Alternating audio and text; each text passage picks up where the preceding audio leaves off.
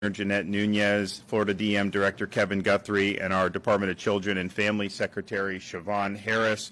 We're now 48 hours after landfall. There are approximately 91,000 power outages reported throughout the state. There have been 476,000 accounts that have been restored since the storm hit the state of Florida. Counties with the greatest number of power outages are Taylor, Madison, Lafayette, Hamilton, Suwannee, Jefferson, and Dixie.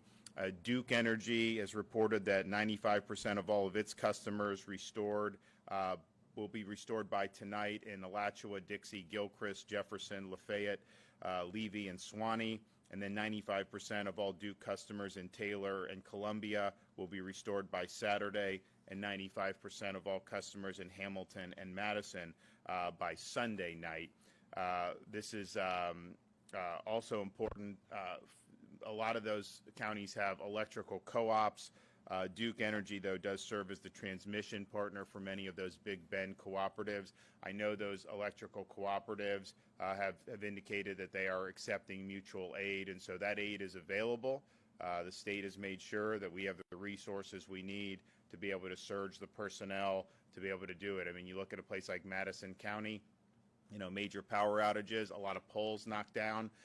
It's hundreds of poles probably have been reported, but we've got many thousands of people that can go. We've got the trucks, and we want to get the job done for folks. And so I fully anticipate that those cooperatives will be accepting that support, and we'll bring this in for as quick a landing as can be possible. Meal distribution, there are now 9 pods open for residents who are in need of food, water, ice, or tarps. 3 pods are in Suwannee County, 2 pods in Hamilton County, 1 in Madison, 1 in Taylor, 1 in Lafayette, and 1 in Jefferson County. Also, we have nonprofit groups like Operation Barbecue have set up meal distribution sites. Today, there are 7 locations across the impacted areas to get a hot meal, including locations in Live Oak, Perry, and Cross City. You can find pods and food distribution sites that are open by visiting floridadisaster.org/updates, floridadisaster.org/updates. We also are coordinating with the private sector throughout the state of Florida. All big box stores in the area are open. Some of them are running on generator power, but they are open. And so that is everything from Walmart to Publix to Winn-Dixie to Lowe's. We're also happy to announce that Walmart is establishing a one-stop shop for residents who need food, supplies, showers, laundry, etc. at the Walmart location in Perry. So there will have things like mobile showers, restrooms. They're going to be working with Verizon to bring charging stations to the local communities, and this will be helpful as some of these residents are weathering the power outages that I know people are working to remedy. The Department of Children and Families will be setting up a family resource center at Battlefront Ministries in Perry. They will have Hope Navigators, crisis counselors, and economic self-sufficiency staff. Florida Commerce will be authorizing and opening up the Emergency Bridge Loan Program to help businesses bridge the gap between the time a disaster hits and when other funding like insurance becomes available. That mobile center for Florida Commerce is going to be deployed to Horseshoe Beach, and they'll have staff available to help with some of those folks. I was able to go yesterday and meet with some of the business owners there that had really significant damage, and I think that it was a difficult situation, very raw. They had just gotten back into town yesterday, but we're going to have resources available to be able to get them back on their feet, and so we're proud of the quick response by Florida Department of Commerce. So we are. I'm going to be touring some of the other areas throughout the day, and I know Kevin and General Haas are going to also be out in other parts of the areas helping, continuing to assess what the needs are, and then delivering the relief as appropriate. Okay, we're going to hear from some other folks here, starting with our Lieutenant Governor. Well, good morning, and thank you, Governor. Because of your leadership and the dedication of so many individuals that have been working around the clock, Florida is indeed a national leader as it relates to emergency management, and I want to thank you for your work. Your commitment and dedication to the people of Florida has been stellar. And we have a lot to be proud of, as you heard the governor mention, everything from restoring power to hundreds of thousands, making sure that we're cleaning roads and clearing them of debris so that people can access their communities, making sure that our vulnerable and our elderly are safe, and of course activating search and rescue efforts and to help those that are stranded or in dangerous situations. But children are also uniquely impacted by storms, which is why I'm so glad that we're going to continue to focus on making sure that our schools are open. We can't forget that our children need to be back in the classroom, and the governor, as a young father himself, understands that returning to normalcy for Florida students is critically important. So today, I'm pleased to report that 58 out of our 67 counties, school districts are open. They're up and running, and we expect that number to grow over the weekend. 10 of our 12 state universities are open, and 26 of our 28 state colleges. With our Commissioner of Education, Manny Diaz, and the Department of Education, they have been working not only to make sure that they had the resources leading up to Hurricane Idalia, but also assessing damage and being able to help them as they are looking to get back up and running. Our administration will be diligent to ensure that they have the resources that they need and supply schools with whatever supplies that they'll need in the coming days. Commissioner Diaz and I will be visiting the schools in Suwannee and Hamilton County that were impacted by the storm. And our superintendents, our principals, our teachers, they've been doing a great job. They're the best in the country. We're very appreciative of all their efforts thus far. And again, on behalf of Governor DeSantis' leadership, we've shown that getting kids in the classroom is a priority throughout our entire administration, and especially now as we continue to supply Floridians with the hope and the need that they're going to have as we restore normalcy. Thank you. Yes, sir. Good morning, everyone. The state of, first, let me thank both the governor and lieutenant governor and partners like Secretary Harris here. The division cannot do what we do without the leadership and then the support of our sister agencies across the spectrum of state government. So again, thank you for all of that leadership and support. The State Emergency Response Team continues to support communities impacted by Hurricane Idalia. Thanks to the leadership, as I just mentioned, by the end of the day, we will have 9 pods. The governor has mentioned that. I will not reiterate those locations. But 5 of these pods, I will reiterate, opened at noon yesterday. So again, 36 hours after landfall, we had points of distribution open up for Floridians. More than 2,100 vehicles visited these pods yesterday and received more than 48,000 liters of water and 73,700 MREs. We could not do that without the support of the Florida National Guard and the Florida State Guard, and I want to thank them publicly for that. Today we're going to be working on setting up a base camp in Horseshoe Beach and one in Madison County to provide housing and supply distribution sites for our valued nonprofit providers.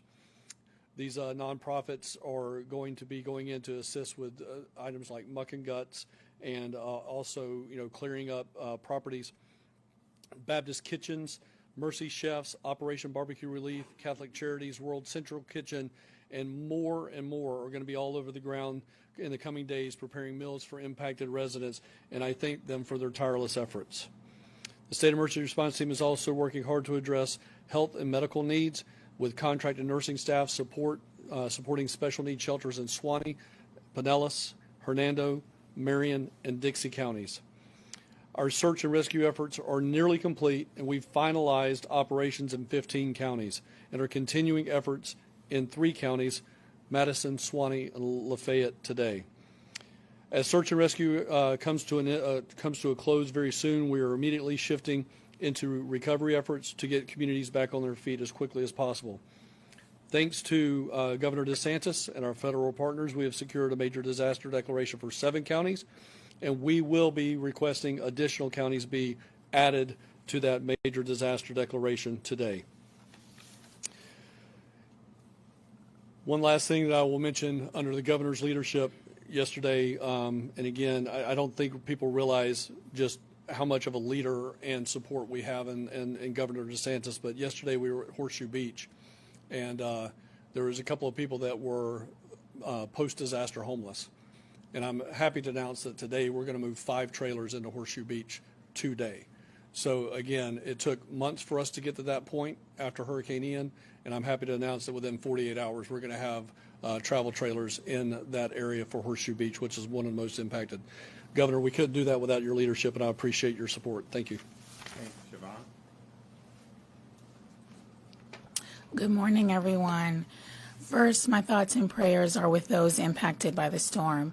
I want to thank the governor, the lieutenant governor, First Lady Casey DeSantis, and Director Guthrie for their steadfast and incredible leadership before, during, and after the storm.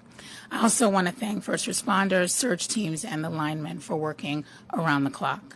Events like Hurricane Idalia can bring forth a lot of uncertainty. However, for the people of Florida, one thing is certain, and that is the proven record of this governor to do all that is necessary to ensure an expeditious response. We know the devastating losses that individuals and families have experienced, and navigating the myriad of steps to rebuild can be overwhelming. But we want you to know that you are not alone.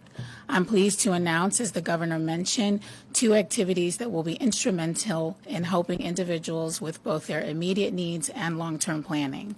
This morning, we're standing up family resource support centers in Madison, Taylor, and Suwannee counties. These centers were critical following Hurricane Ian.